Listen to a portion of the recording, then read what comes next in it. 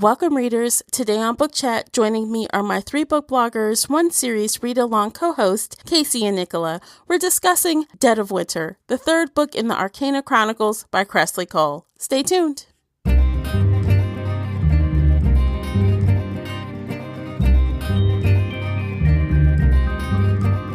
Hey everyone, I am your host, Tamara Ford, and welcome to Book Chat here on the Shelf Addiction Podcast. Join in this book discussion by finding me on Twitter as well as my book blogger co-host. Tweet at us using our special hashtag 3bloggers1series. That's using the numeric 3 and 1. Again, that's hashtag 3bloggers1series. If Twitter isn't your thing, no worries, we've got you covered. You can join us in the Facebook group, Shelf Addiction Official, and talk about the series with us there, as well as other bookish topics. I hope to hear your thoughts on this book discussion. The links for everything related to today's episode are below in the show notes. But before we get started, I have to issue a spoiler warning. I want you to get the full enjoyment out of this conversation, so I recommend that you read the book first. This is a roundtable book discussion, so nothing is off limits. You've been warned. Hey guys, welcome back to another read along, and joining me as always are my read along co-host and friends, Nicola and Casey. I'm going to go ahead and let them introduce themselves. Nicola, you go first. Hey everybody, my name's Nicola. I've been reviewing at alphaheroes.net since 2007, and I've occasionally made appearances on other places like this one here with Tamara, and I just can't wait to tell you what I think about this book. Yay, welcome. Yay. Casey? Hi everyone, I'm Casey. I've been reviewing for Literary Escapism since 2010, and I started my own freelance editing business, Heartful of Ink, back in 2017. And I'm so excited to dive into this book. Okay. With your editor head on, I know you're going to give us some plot holes this time too, right? Okay. Weak world building. Okay, because I know there are at least a few, but okay. So if this is your first time joining us, obviously you'll want to go back and listen to the others and read the other books if you want to be, worried about spoilers and all of that. So, hit pause and come back in a few days when you're finished with those other books. Otherwise, enjoy the ride. We're going to have some fun today. Yeah, there are some series where you can kind of jump in and out of, but I don't think this is one of them. I think you really have to read the whole series in order to be able to follow it. Agreed. Yeah, just because of how, the order of things and how people are dropping like flies, and, it's kind of like the countdown of who's left. You kind of have to know what's what. And actually, because of that, Nicola has made us this awesome chart. So if you are in our Facebook group, you can find that and, keep everything straight in your head, because I need it. So I'm sure others do too. They'll be like, oh, I have 4 markings. And you're like, well, who did you kill? Right. It's been 2 books. So, yeah. Yeah, I got to, and it's, so Casey was mentioning earlier, if you have a hardback copy or a paper copy, there's a chart at the beginning of each book, or at least starting with the second book, of who the cards are and which ones have been eliminated. But I'm a spreadsheet kind of person, so I have a little chart with a little extra information on it. And I'll be posting versions of those based on the books at the end of each live Facebook event.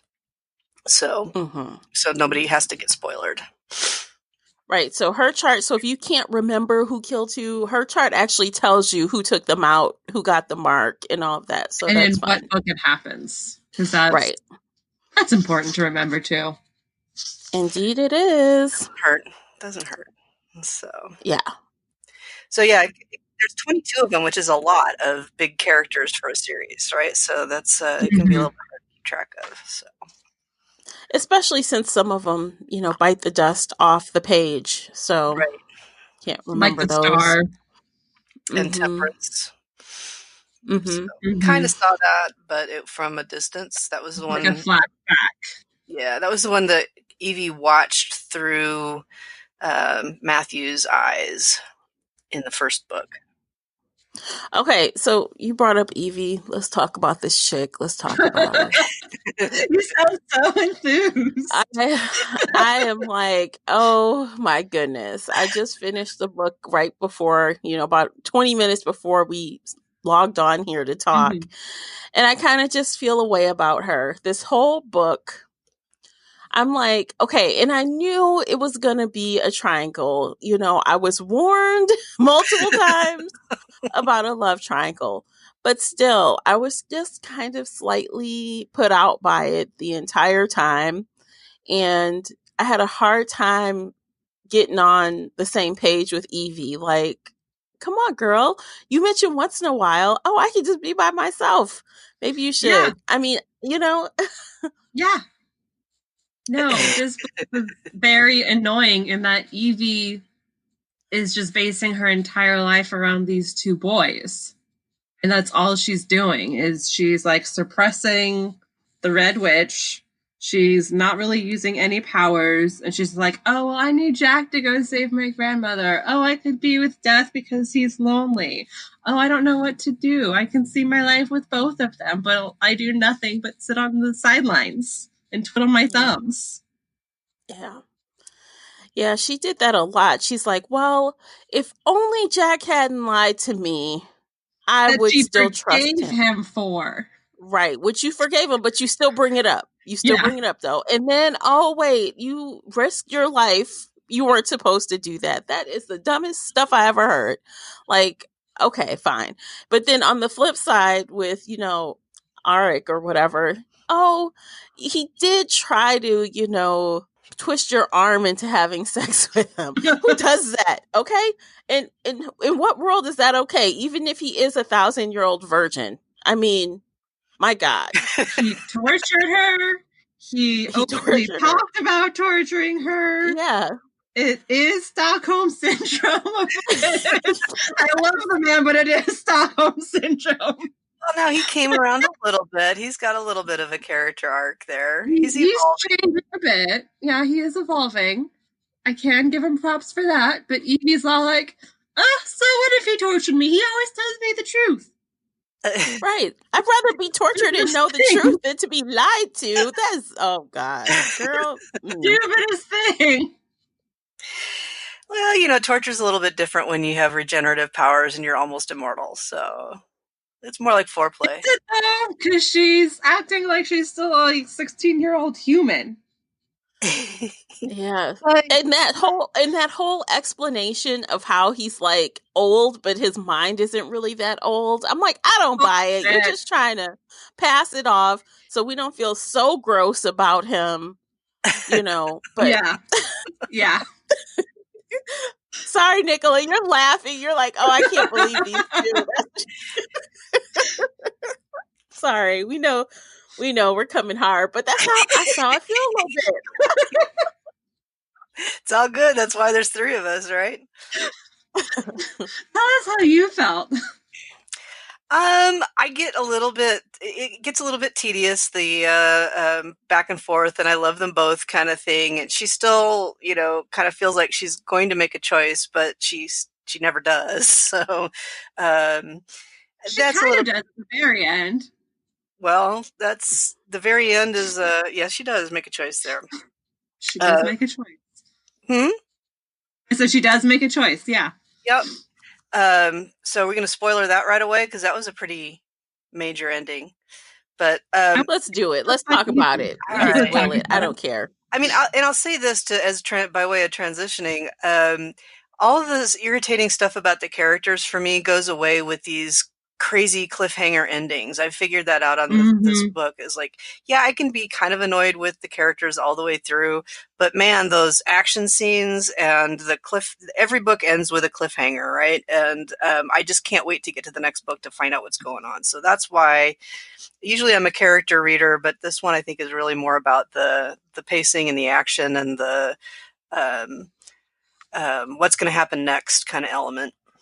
So anyway, I just, every time one of these books ends, I don't care what's happened before. It ends on a scene that makes me want to read the next one and find out what's going on next. So I guess I end up forgiving a lot of the character stuff because of that. Mm-hmm. Definitely. Those cliffhangers get you. Like when I finished this one, I screamed and then thought about driving out to the bookstore. But I was like, no, we have to. Like, Exactly. I want the physical book. I'm going to go drive to a bookstore. God damn it. Now, Like, you see, wanna read it that's from funny. You guys react like that, and I'm like, oh, that was a waste. Well, what's going to happen next? No, a waste. Come on. Yeah. But I'm like, he's okay, we're just going to spoil. I'm like, Yeah, he's not spoils. dead. He's not dead. So obviously, we're like, okay, There's well, at 30 least, feet of lava. Come on. well, How do you something survive happened. Celine. Is it Celine or Selena? The moon. She's dead. Yeah. And I feel really bad about that. She survived so much with those freaky twins, and she survived and she fought just to get wiped away by freaking lava. I know. Oh, that was not fair to her. And I did like her in the end. At the beginning, I didn't care for her at all, but I'm like, wow, she's actually a good person. So, you know, she had Jack's back. Good friend. Yeah. There was that moment when Evie rescued her and she came running at Evie, and Evie had like this moment of, is she going to kill me? Or and then she like hugged her and was so happy to see her. Mm-hmm. But yeah, I like them together. I like that little click of them together. And I feel like they finally got over the hump where they're boy crazy. Well, when Evie was feeling jealous of Selena, you know, there wasn't a point anymore. And they finally got past that. And I'm like, oh, maybe this might work out. At least she didn't choose the pedophile. And I'm like, okay. And then, like, no. Sorry. That's kind of how I felt. But, you know, we'll see. I want to see what's going to happen next. I'm like, let's go for it. You know, let's hope that, you know. So, in a theoretical world, what would you like have to happen in this series?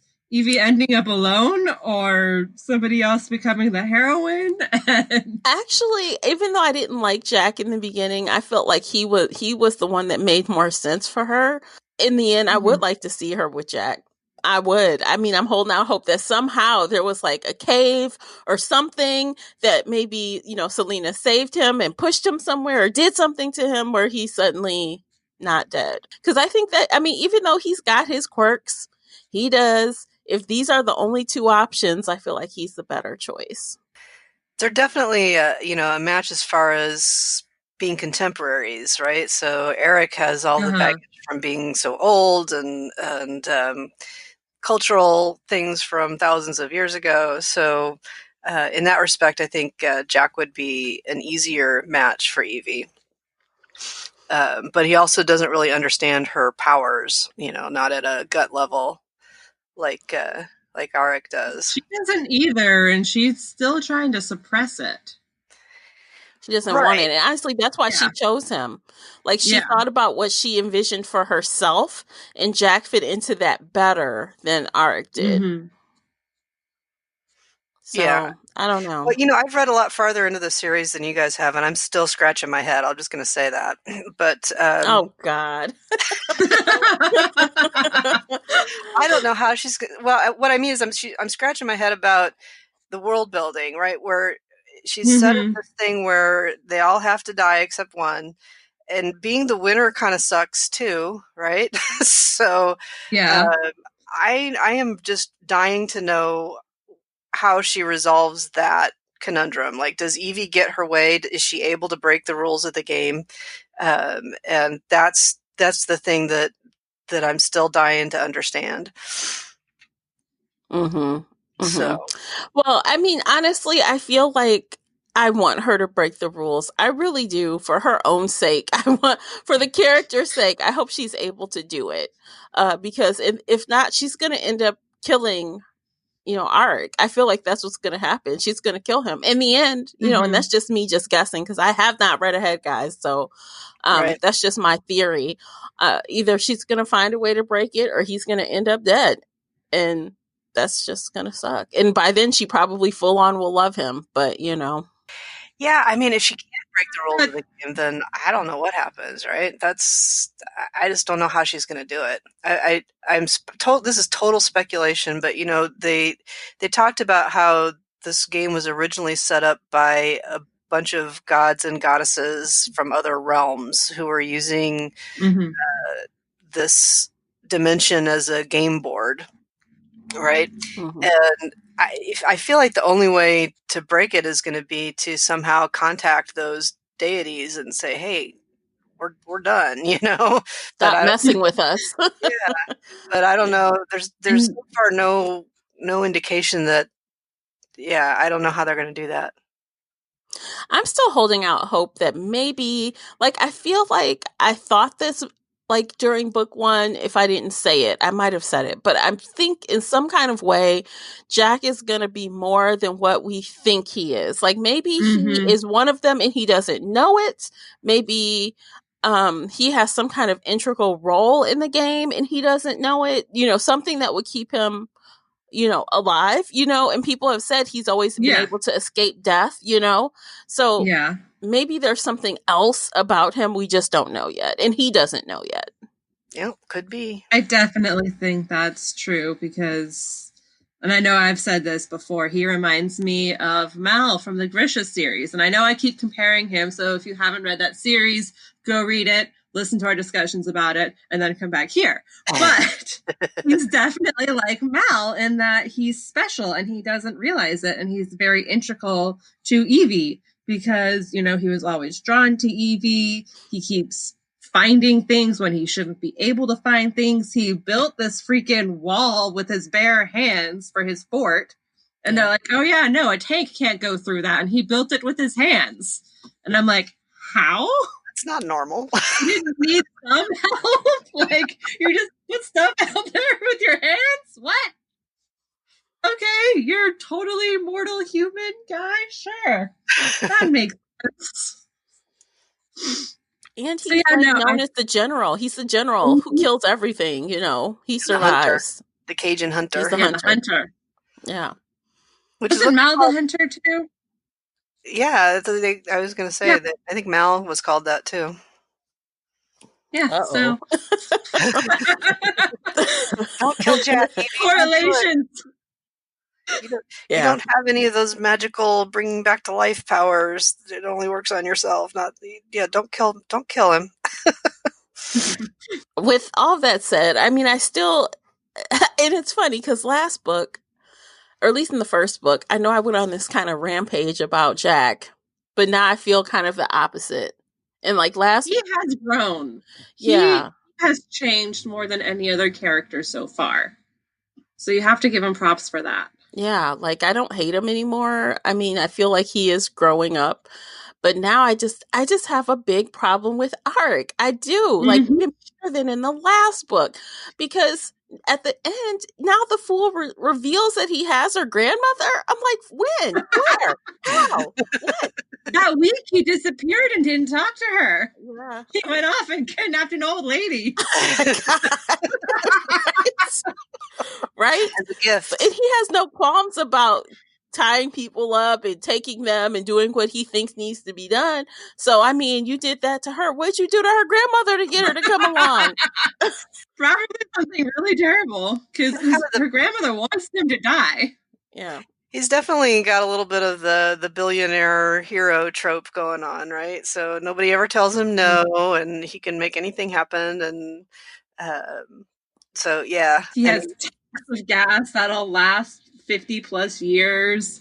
He has food and light and anything she could possibly need in a dance studio. And yeah, he's a billionaire. Yeah, where she can continue to give him freaky dances to his heart's content. Like, oh, God. Lord, have mercy. That's all he cares about. LA slippers. Anyway. Yeah, right. He can find ballet slippers. Jack can find headphones and listen to Evie's confessional. You know. Right. It's the end of the world. They look for the important stuff. Yeah, there's a lot of stuff laying around at the end of the world. You know, there's not very many people using it. So true. There's probably not a lot of people raiding, you know, dance studios for ballet slippers, right? So, right, because who needs that in the apocalypse? For what? Pops on your list of survival gear, right? So, yeah, like all I need are some toe shoes. That's all I need in this world. No.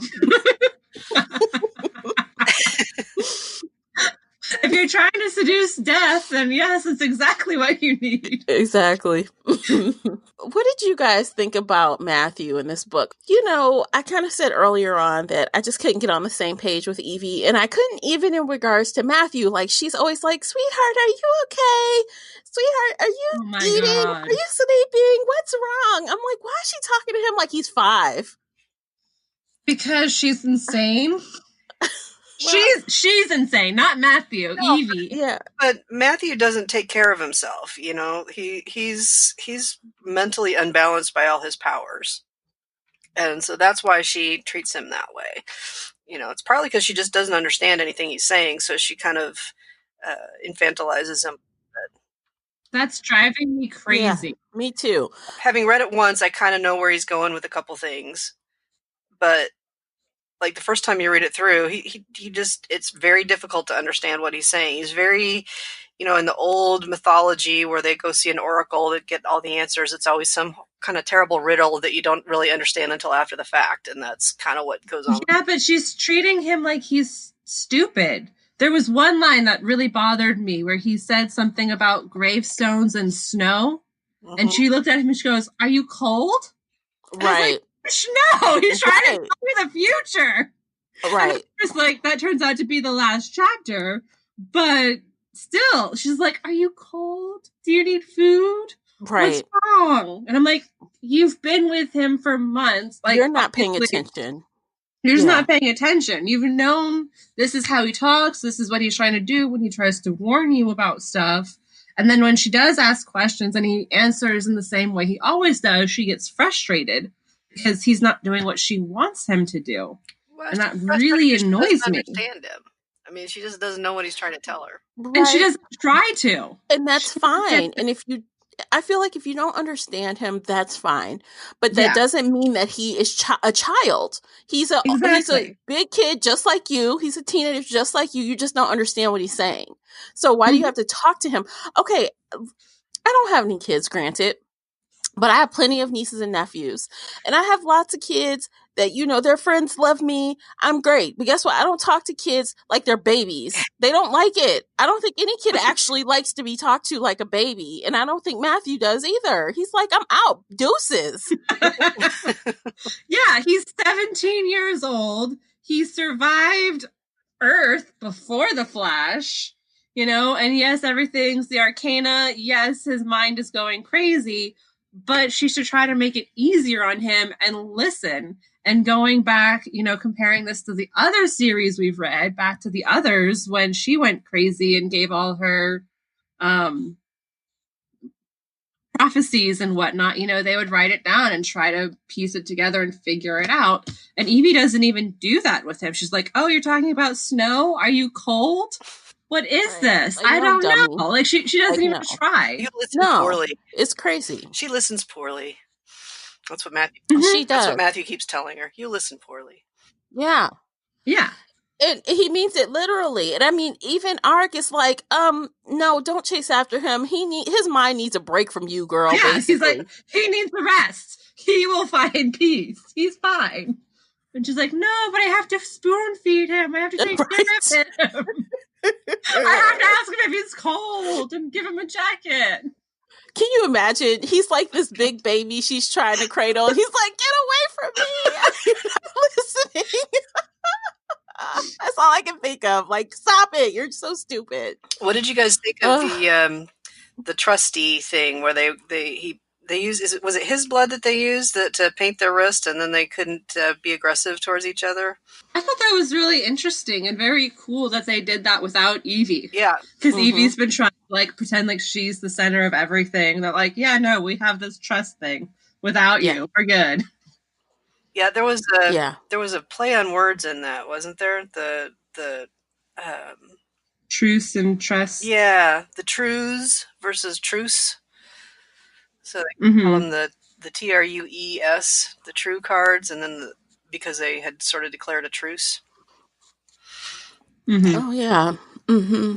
So I guess that is off once they leave the little fort or the big fort, whatever it is. Mm-hmm. So yeah. I mean, because not all truces like hold for long periods of time. Like, and that makes sense to Right. me. Most Like, truces we have are temporary, right? And it's a yeah. truce when it's done, when it's permanent. I liked that. It's something I missed the first time around, or didn't remember from the first time around, was that they had, and it actually held them back. There was some point where one of them started getting, moving aggressively towards another one, and they got Death. It was Jules trying to fight Death, and Evie was running around getting Matthew's blood and protecting Death, and everybody was like, "What the fuck, Evie?" Yeah. Like, yeah, that was a heated moment for sure. So, but Death is always, he comes around and he helps her. It's interesting that he had that power that he can suppress his own call or whatever. That seemed a little interesting or strange or possibly overly convenient for the plot moment. well, it seems like a lot of people can do that now, because what's his butt did it at the very end. Richter? The guy with lava? Oh, yeah, the Emperor guy or whatever. Yeah, the Emperor hid until he erupted with lava. Well, did he And hide, or then I feel like somebody else did it at one point, but I don't remember who. did he hide, or was that just when he arrived that you started hearing him? I thought he was hiding, like laying in wait, and then like once they were in place, he did that to hurt Evie, like kill Jack in front of Evie, kind of thing. That's how I read it, but I could be wrong. Yeah, I didn't get that he was suppressing his call, because they did hear him. Yeah, but it happened like 2 seconds. Really fast. Yeah. Like it was, he's there and then it's happening. I thought like you heard the call for miles out, because she heard the alchemist call for a while before she found him. She heard Selena's call before they found the house, or like before they saw her. Like you hear it for a while. It gets louder when they get closer. It does seem a little inconsistent. So maybe you're right. I don't know. Yeah. It didn't jump out at me that he'd been suppressing the call. So they talked about it when Eric was going with them to rescue Selena, that she was supposed to go without any Arcana, but Arik was able to join them because he could suppress his call and they wouldn't hear him. Yeah. Which is why I was like, is that what is his name? I keep forgetting. Richter. Is that what he was like? That's why I was like, is that what he's doing here at the end? He has his power too? Because he's here and they didn't realize it. Yeah. Or I don't know. Yeah, that's why it popped up to me. Yeah, I don't know. I mean, and I guess it is just a really lucky coincidence that Arik just followed her even after she stumped on his little heart or whatever. Yeah, maybe he's going to follow her forever, no matter what. Yeah. Yeah. Like, oh, I halfway felt a little bad for the guy, but not really. Like, oh. Well, like Matthew says, good, bad, good, bad, good, good, bad, bad. Exactly. And then he said goodbye. Mm-hmm. And so I thought that was more foreshadowing. But that was just me. Yeah. So what did you guys think of the lovers? Yeah. Oh, disgusting. Disgusting. Agreed. Yeah, that was disgusting. That was a strange interpretation of love. Yeah. And then the absorbed twin, that was... Oh, God. That was freaky as fuck. That was bad. Yeah, and the crazy dad, I'm the tail of the lizard. The dad was awful. The twins, I'll say that loosely, they were awful. I mean, the whole, what did Evie say to what's his face? She was like, did you Photoshop? Yeah. Did some photoshopping. Yeah. What were they called? The replicas or whatever. That was a funny moment when she realized that like this super powerful guy was basically a basement neckbeard gamer dude. Who hasn't seen the light of day ever. That was you almost felt sorry for him at that point. Like, okay, so you've been turned crazy. You never had a chance to be. Yeah. You know, one thing that isn't consistent for me, and maybe you can correct me if I am missing something here, but Evie talks about, well, you know, I did them basically really dirty in one round, and maybe they're this way now because of the things that were done to them before, right? Yeah. So in past games, Evie was clearly a bad person. Right. Clearly, she just did not care. But now, like, why isn't she intuitively that way like the others are? Like, she is wholeheartedly different than her past lives, but these others don't really seem like they are. It's a good question. They are a product of their past lives. That's a good question. It has a lot to do with the chronicling and how these kids are raised. Like, the lover twin guy, he was raised by a parent who read him the stories every night for bedtime, telling him about how evil Evie was and how he would have to fight him. And he was, you know, raised in that bunker and never saw the light of day. Selena was also raised in a very similar fashion where she was taught everything. So you think if her grandmother was around that whole time, her grandmother would raise her to be like the Red Witch and not how she is now? Probably, because that's what she was trying to do. Yep. That's was the grandmother was that was her job. Like, you have to kill, or what she'd started to do, and what Evie keeps having these flashbacks about. She might want to ditch her grandmother. Yeah, I guess we'll find out in the next book, right? Because she's going to meet her grandmother. Yeah. I guess that makes sense now, but at first I'm like, well, it just seems weird. Like, and even as she's starting to remember things, she's still not clicking into the other personality, you know, even though she's starting to remember on her own. It's weird, but I guess. I mean, it could also have something to do with the fact that she went to the insane asylum and was basically brainwashed into thinking that everything she thought was crazy. And this is the way she should be. So it could be some of that still lingering on. Like, I have to be normal because this is what the doctor said is normal, even though she's now living in this post-apocalyptic world. Yeah. I could see that. I think it's a good question, though, right? Is it nature versus nurture, and why is Matthew trying so hard to help her? Why does he like her so much, right? He keeps saying Evie's Empress is his friend. Like, why is that? Why would that be if she was so horrible in all the other games? You know, so it's an interesting. Well, she did have a friendship with Cersei. Yep. That's how you say her name, right? Water. Not the Empress. The High Priestess. She's the Empress. Right. I know. But she seemed kind of like, they seem like, well, based on like the couple of little segments of flashbacks that I think Evie had, it seemed like they were the mean girls together. They're like, I don't think she's good either. So we'll see what happens if she befriends her friend again. Good, bad, good. Yeah, it's all relative, I guess. I think that's one of the points of the book is that nobody's either all good or all bad, except some of them are all bad. But it's like the some are psychopaths and sociopaths. The alchemist was all bad, you know. But I think the more interesting characters are more of a mix. For sure. Yeah, I do think though, like kind of just. I guess going back a little bit, I do feel like that was a mistake to kill off Selena. I feel like I really liked her character, and I don't know. I just feel like killing her was the wrong thing to do. Like, no, Evie needed her. Evie did need her. And I feel like that's more why she was killed than anything. Like, yes, she's Arcana. Yes, you know, everybody's trying to kill each other. But it's the fact that Evie is growing as a person and needs those friendships. And I think Kresley Cole is trying to put Evie, like, force her to stand on her own and not rely on friends. And hopefully, eventually, not rely on the men. Yeah.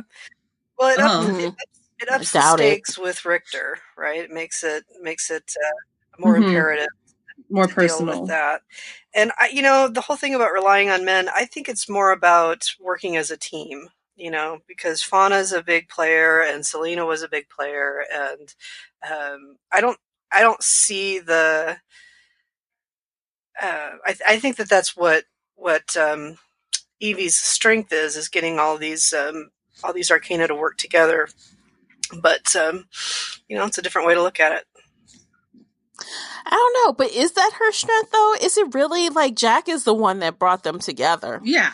Jack is the one who held them together too. Yeah. When she was gone for 3 months doing whatever, Dancing. Yes. Right. Killing Ogun. Yeah, she did do that. Only out of necessity did she do that. Yeah, she was going to die, and so was Lark. Well, I mean, death actually killed Ogun, but she stayed alive and protected Lark, so. Tying back to the chronicling stuff, I have questions, and I want to know if you guys have these questions too. Okay. So, who and how is the chronicling done? Like, I know it's the family members, but are they like following each of their people around and taking notes during each battle? Or do they like have a system where all the chroniclers talk to each other and share stories about what's happening? Or do they just wait for the people to be reincarnated and then, have flashbacks? Or what? Words, questions. I don't know what's going on here. I don't think they talk to each other. I think that they write down what happened to their family. Right, and that's why it's so skewed. Each person, like, hears the story in a way that's really like they're the victim. Yeah, they all think that they're the ones that were wronged, and that they have that justice is on their side. But how do they know what happened each time? It's like when Evie killed the lovers, was there somebody there watching and taking notes? Or did they just stumble upon it afterward and write that story down? Because the way they tell the stories, it's like they know exactly what happened in every detail. Like somebody was standing there watching and taking notes, but then, nobody is there watching. So how do they know what happened? I don't know. There's the switchboard, right? So maybe they're talking to the chronicle. I don't know. There's no. I will say I agree with you. There does not seem to be any evidence of anyone chronicling this game, right? So that's into. Oh yeah, no, like it's not happening in this game at all. But I was thinking more of like the past games, right? And how that's happening. You would say that the winner gets to write the history, but clearly that's not the case. All the different families have their own stuff. And the line, when it's interesting because how does the line continue if they're all killed off when they're. That was my next question. Like, obviously in this round, the lovers only had them and their dad, and that was it. And now that they're dead, are they never going to have another lover card? Or obviously, if somebody is born into it, they will have no idea what's happening. That's right. Yeah. Hey. Hey. Oh. So is this where people chime in and say, don't think about that too hard. Don't worry about it. This is my editor brain. This is just what I think about is how do you know this information? How does this information come about? Is somebody running around taking notes? Or does the winner write the stories? Or how do the lines continue? Like, these are very important world building questions that I feel like the reader should know. I mean, especially if it's the end of the world and all of your family dies, then yeah, that's important. Well, so the idea of reincarnation kind of gets you around a bloodline that continues, right? Because that doesn't have to be a biological bloodline. But I don't know how physical artifacts like the books follow that. So that's a good. I don't think they do because somebody's burned. Right. It was either this book or the last book where somebody was all like, oh yeah. No, it was Gabriel. He was raised with the monks. Right. And all of the books burned hundreds of years ago. So he doesn't know anything. So I would call that a little bit of a plot hole, at least as far as we know, right? I will say that in later books, there's a little bit of discussion about how the world comes back after a game. So good. maybe that will have some. Maybe that will reveal some information that would be useful on this question. Okay, well, it's good to know that's out there. But it is a good question. If it's reincarnation and there's not a bloodline continuity, then how do the physical artifacts follow the families? I don't know. Do not know. And isn't that true or not true? Not all families had a chronicler. That's true as well. So there's comments in different points saying, their family chronicles, which implies that not all of them do, right? And I think there was, in this book, there was some discussion about the Tarasova versus a chronicler, right? And what powers the Tarasova has. I think? No. I thought there was. I don't remember that. I would have to go look it up. But anyway. We'll have to discuss this in the group chat. We can do that. All right, so if you're listening, start putting in comments. What did you think about that? Yeah, because I don't even know what that is. I'm like, what? I'm like, I must have missed the whole section. Or maybe I fell asleep on that part. I don't know. Just going to be honest. I'm like, okay. I'll just roll with it. That's all right. It happens. It happens. For me, this book was kind of not as speedy as the others, and I did find the plot kind of drab sometimes, where I did kind of fall asleep. That's the danger of the audiobooks, right? Yeah, I mean, and especially when I'm not busy doing other things. So, like this time around, I was trying to finish at the end, and I wasn't actively doing anything. But anyway, regardless, I'm like, I'll zone out. I'm like, what's happening? I don't know. Let me rewind it. So I don't know. I just feel like there wasn't much to the plot this time around, in my personal opinion, outside of the twins.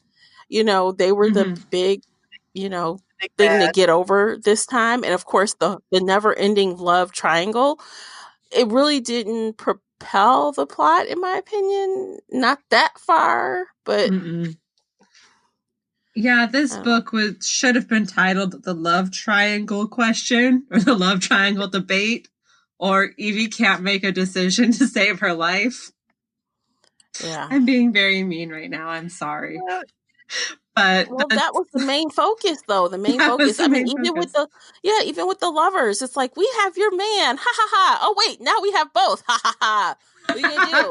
Like, I mean, it was all about that. It was all about Evie and Jack and Death figuring out where they stand. And the lovers symbol right here on the front of the cover is a freaking triangle. Yeah. Because they're the twins, right? Yeah. Well, maybe there's a comment in there. Maybe there's a little bit of a layer saying, Evie, if love is the most destructive force on earth, what is Evie doing to Jack and Arik? Yeah. What is she doing to them? I guess. I will say I read the first 30% really fast. I was looking for something specific about the replicas or whatever. I was like, because I kind of remembered it from the last time around, and when the symbol didn't show up on, was it Jules or the Irish guy's hand? Yeah, Jules. Jules is his name. When it didn't show up on his hand, it was kind of like, okay, I can't remember what happened, and I wanted to get to a certain point in the story, but then I put it down so that it would be fresh when we were talking about it. But so the first 30% went really fast for me. I read that in one sitting, and then I did put it down. And I would say, this series, the strength is in the action and the mystery of the other cards, and the way the powers are revealed. That's the stuff that I'm really liking in this series. The characters, you know, you guys are making it hard to like the characters for me. Sorry, so Right. sorry. I still, you know. Didn't read them that way when I'm reading them on my own. Oh, great. Leave it to Tamara to put a negative spin on things. Sorry. No, I'm trashing Evie just as hard as you. Yeah. And I respect you guys' opinion a lot. So, it's not like it's coming out of nowhere.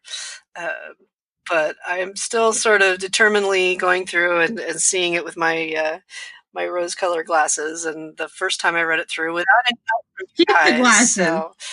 So I have that going for me. But love to hear from the listeners in the comments. What are you guys thinking about these characters and the story itself?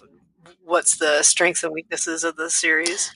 Yeah, let us know, because I am really curious to see who else also has character problems, or if it's just me and Casey. So, I don't know. Is there anything else we should touch on? I know we're coming up on our hard stop time. I really want to touch on the world building really, really fast, because I have questions about physics and what is happening in this world. So obviously this is Earth, right? And we have some very there's gravity.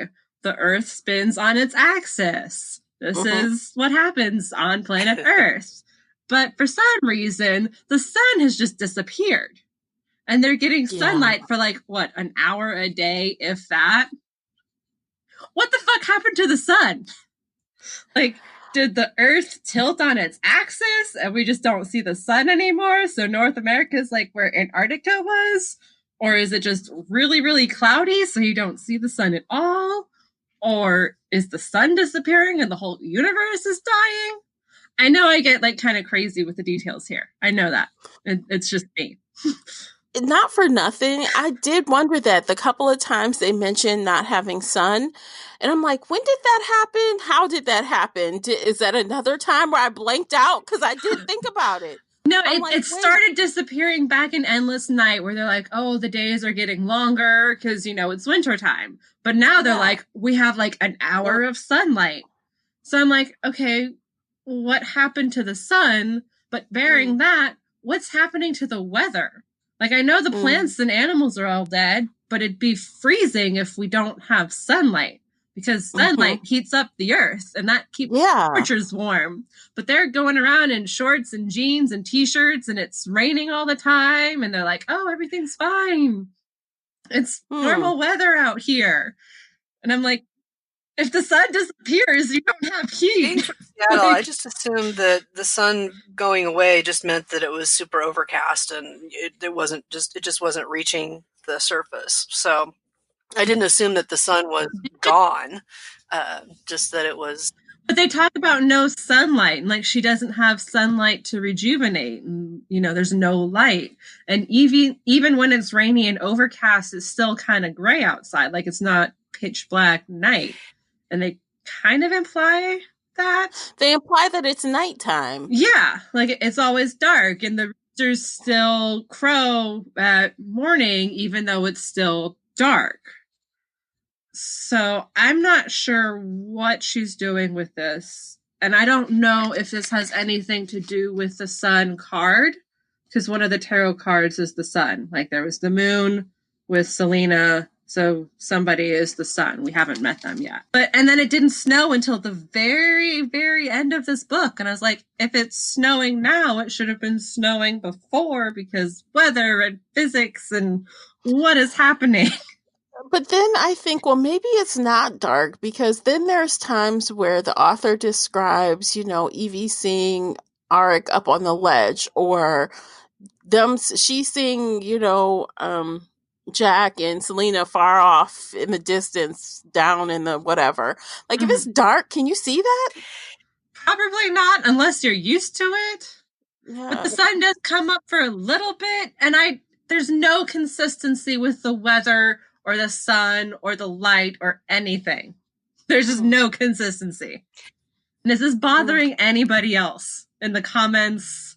Any reader? Am I just weird? I guess I never felt like it was pitch black out. I got the sense that there were still, dim, hazy, overcast days and dark nights. There was talk about traveling at night versus traveling during the day, and I don't know. I guess I didn't question it that closely. The other thing that happened in that same sort of question, I guess, is in the first book, the Flash itself was like the sun comes out at midnight or something and fries everything. So I think the planetary realities seem like they're a little bit suspended for this series.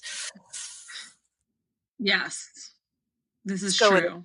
I always thought of that as more like a solar flare, but the sun was pretty normal for the first, 200, 250 days. Like they had a pretty normal system, and now I don't know what's happening. Just go with it, Kate. And I'm trying to suspend my disbelief, but also like, is gravity just going to stop working randomly? Hopefully not. We did rotate the Earth backwards a little ways. That did happen since we were rewinding time and all of that in this book. Yeah. Don't get me going about time either, because I mean, if you guys listen to any of my other podcasts where I talk about time travel and different TV shows, that's like a thing for me. Like I can go in on like the inconsistencies with rewinding time and all that crap. So let's just not even go there. Let's just not even go there. We'll talk about that later on Facebook, because I'm going to that too. You know, like, but okay, whatever. We'll roll with it. Let's roll with it. Okay, guys. Anything else before we give our ratings for Dead of Winter? That's pretty much it for me. I'm good. Okay, let's do this. Let's rate this book. I will go last because I'm still trying to decide. So, all right, Casey, you go.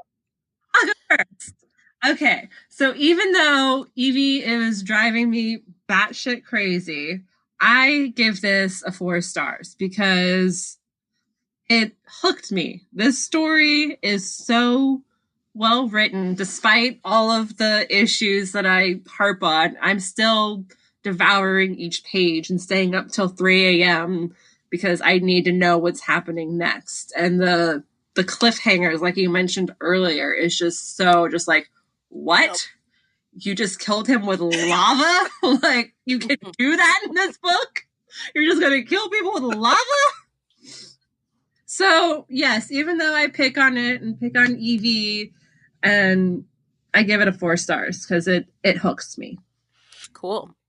Yeah, I'm also at 4 stars. I love this series, and I am not bogged down during the reading with some of these little picks and stuff. So, the triangle thing does get to me, and the dithering gets to me.